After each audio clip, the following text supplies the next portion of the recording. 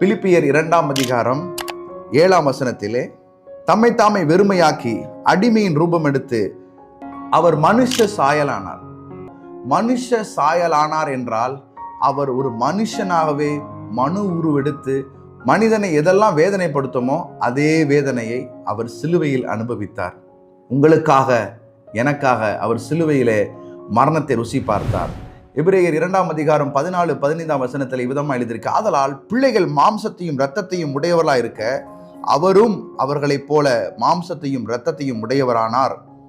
மரணத்துக்கு அதிகாரியாகிய பிசாசானவனை தமது மரணத்தினாலே அழிக்கும்படிக்கும் ஜீவ காலமெல்லாம் மரண பயத்தினாலே அடிமைத்தனத்திற்குள்ளானவர்கள் யாவரையும் விடுதலையாக்கும்படிக்கும் அப்படியானார். இந்த 14-15 வசனத்துல 3 விஷயத்தை பார்க்கிறோம்.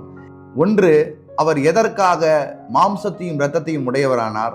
2, மரணத்திற்கு அதிகாரியாகிய பிசாசானவனை தம்முடைய மரணத்தினாலே அழிக்கும்படிக்கு. 3, ஜீவ காலமெல்லாம் மரண பயத்தினாலே அடிமைத்தனத்திற்குள்ளானவர்கள் யாவரையும் விடுதலையாக்கும்படிக்கு அப்படியானார். எப்படியானார்? உங்களைப் போல என்னை போல மாம்சத்தையும் இரத்தத்தையும் உடையவரானார். மனுஷ சாயலானார்.